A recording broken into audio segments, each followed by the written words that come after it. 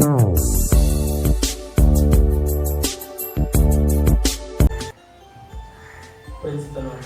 நாமத்துக்கும் மிக மேலான நாமமாகிய இயேசுவின் நாமத்தினாலே ஒரு யாவருக்கும் என் வாழ்த்துக்கள் ஸ்தோத்திரத்தையும் தெரிவித்துக் கொள்கிறேன். இன்றும் ஆண்டவராகிய இயேசு கிறிஸ்து 14வது அதிகாரத்திலும் தம்முடைய சீசர்களுக்கும் திரளான ஜனங்களுக்கும் சொன்ன சில காரியங்களை மத்திய நாம் பேசப்போது நம் கண்களை மூடி ஜெப சிந்தனையோடு இந்த வார்த்தையை நாம் கேட்போம்.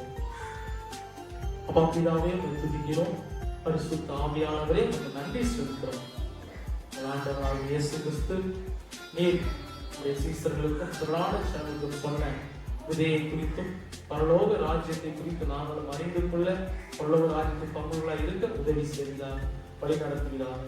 இப்ப இயேசுவின் நாமத்தில் ஜெபிக்கிறோம் நல்ல பிதாவே, ஆமென். அன்பு தேவனுடைய பிள்ளைகளே, உடனே கூட நீங்கள் வேதாகமத்திலே மத்தேயு 13வது அதிகாரத்தை எடுத்துக் கொள்ளுங்கள். இந்த 13வது அதிகாரத்திலே 3வது வசனத்திலே வசனம் சொல்லுகிறது இப்படியாக, பிற்பாட்டிலே விதைக்கிறவன் ஒருவன் விதைக்க புறப்பட்டான்.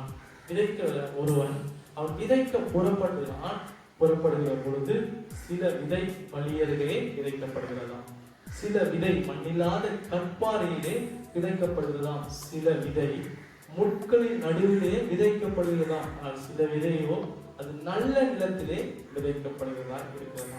இந்த நல்ல நிலத்தில் விதைக்கப்பட்ட விதையையும் கற்பாறையில் விதைக்கப்பட்ட விதையும் வழியருகே விதைக்கப்பட்ட விதையையும் உள்ளுள்ள இடங்களில் விதைக்கப்பட்ட விதையை குறித்து ஆண்டவராகிய இயேசு கிறிஸ்து திரளான ஜனங்கள் இருக்கிறவர்களிலே அவர் சொல்லுகிறார். அதற்கு பின்பு நம்முடைய சீசர்களுக்கு இந்த வசனத்தை குறித்து அவர் சொல்லுகிறதான உவமைகளை நாம் பார்க்க போகிறோம்.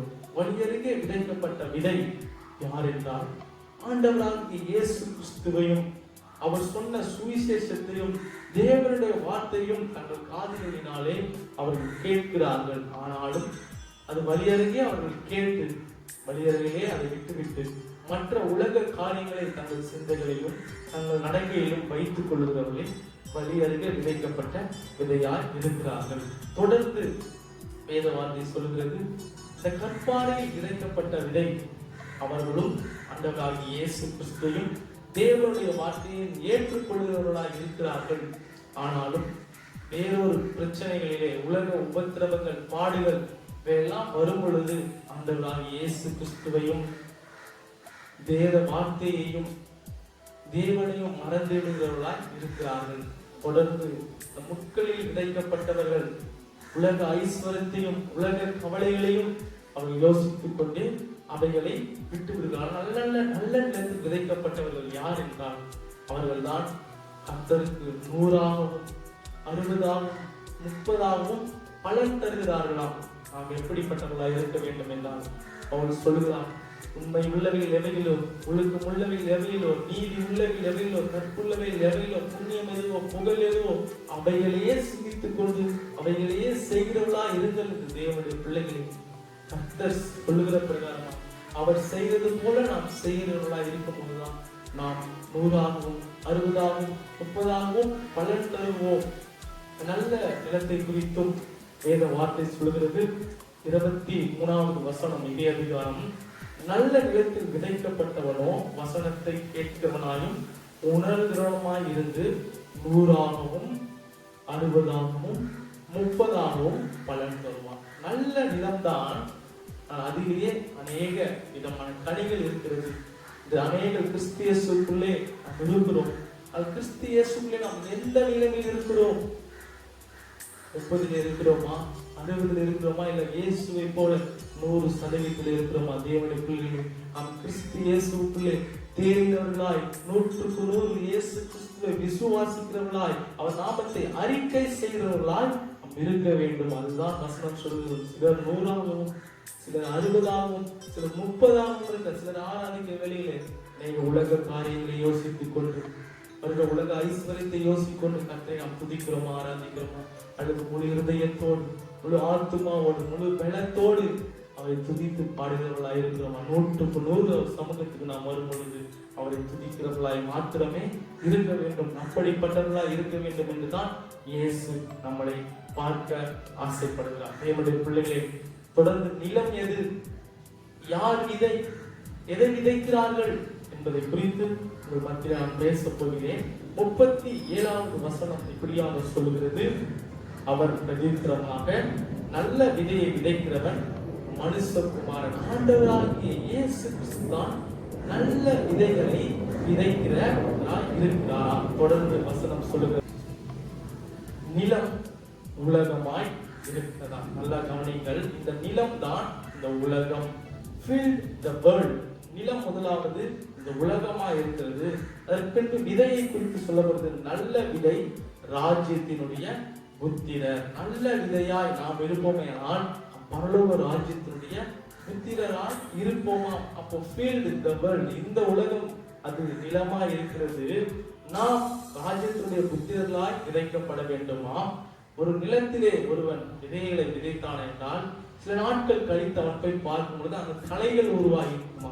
இதை குறித்து வேதம் சொல்கிறது, களைகளை உருவாக்குகிறவன் பிசாசா இருக்கிறான். இந்த களைகளை என்ன செய்வார்கள் என்றால், இந்த களைகளும் இந்த உலகத்துல தான் இருக்குமா. வசனம் சொல்லுகிறது 38, நிலம் உலகம், இந்த உலகம் நல்ல விதை ராஜ்யத்தினுடைய புத்திரர்கள், களைகள் பொல்லாதனுடைய புத்திரர்கள். இந்த களைகளை எல்லாம் கர்த்தர் என்ன செய்வார் என்பது குறித்து நான் உங்கள் மத்தியில் இப்பொழுது சொல்ல போகிறேன். 30வது வசனம் இப்படியாக சொல்லுகிறது, அறுப்பு காலத்திலே நான் அறுக்கிறவர்களை நோக்கி முதலாவது களைகளை பிடுங்கி அவர்களை சுட்டெரிக்கிறதற்கு கட்டுகளாக கட்டுகள். இந்த களைகளை எல்லாம் ஏற்ற நேரத்திலே தேவதூதர்கள் வந்து அவைகளை சுட்டெரிப்பதற்கென்று தனியாக பிரிப்பார்களாம். அது களஞ்சியங்களை, கோதுமைகளை என்ன செய்வார்கள், கோதுமைகளையோ என் களஞ்சியத்தில் சேர்த்து வைங்கள். கர்த்தருக்கென்று விதைக்கப்படுகிறவர்களை, தனியாய் கர்த்தருக்கென்று ஊழியம் செய்கிறவர்களை, கர்த்தருக்கென்று இருக்கிறவர்களை, அவரை துதிக்கிறவர்களை, கர்த்தரை நம்புகிறவர்களை என்ன செய்யணும், பரலோக ராஜ்யத்திற்கென்று சேர்த்து வைப்போம். நாம் எப்படிப்பட்டவர்களாய் இருக்கிறோம், எப்படிப்பட்ட விதையாய் இந்த உலகத்தில் இருக்கிறோம். தேவனுடைய பிள்ளைகள், இந்த உலகம் ஒரு நிலமாய் இருக்கிறது.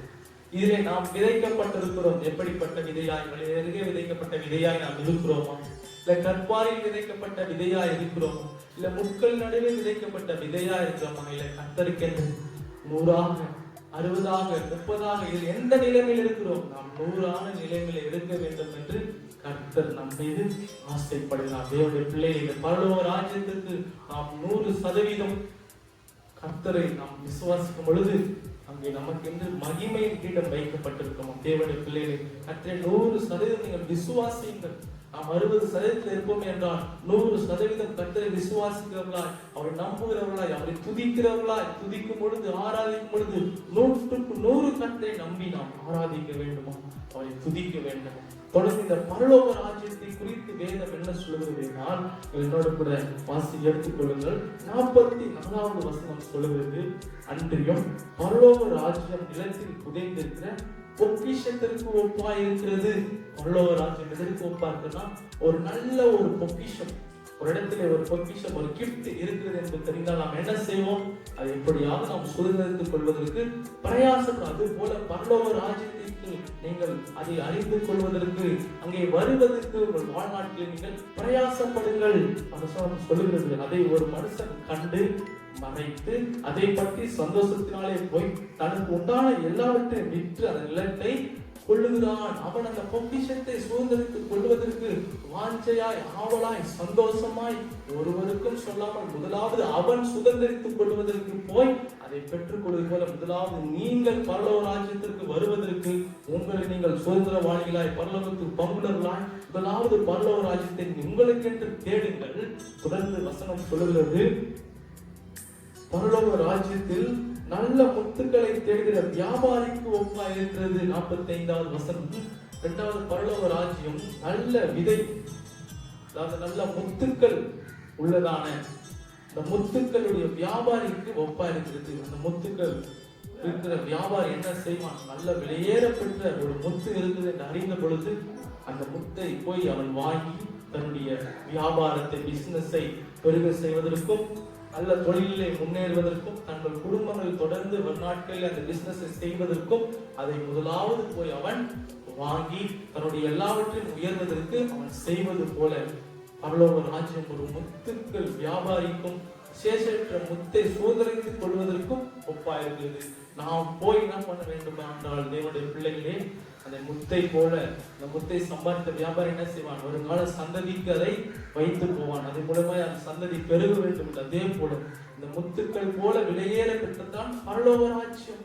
அந்த ராஜ்யத்திற்கு நம்முடைய வருங்கால பிள்ளைகளையும் கொண்டு வர வேண்டும். வசனம் சொல்லுகிறது, ஒரு தலைமுறை அவரை சேவிக்கும், தலைமுறை தலைமுறையாய் அந்த ஆண்டவருடைய சந்ததி என்று சொல்லப்படும். இந்த வியாபாரி செய்தது போல இந்த வியாபாரத்தினால் தன் குடும்பத்திற்கும் தன்னுடைய பிள்ளைகளுக்கும் அவன் ஆசீர்வாதத்தை வைக்கிறது போல இயேசு கிறிஸ்துவை ஏற்றுக்கொண்டு பரலோக ராஜ்யத்துக்கு நீங்கள் வரும் பொழுது உங்கள் மூலமாய் உங்கள் குடும்பங்களுக்கும் பிள்ளைகளுக்கும் நிரந்தர ஆசீர்வாதம் கிடைக்கிறதா இருக்கு. தொடர்ந்து வசனம் சொல்லுகிறது, 47வது வசனம் சொல்லுகிறது, அன்றியும் பரலோக ராஜ்யம் கடலிலே போடப்பட்ட சகல விதமான மீன்களை சேர்த்து வாரிக்கொள்ளும் மலைக்கு ஒப்பாய் இருக்கிறது. பரலோக ராஜ்யம் அது மலைக்கு ஒப்பாய் இருக்கிறது.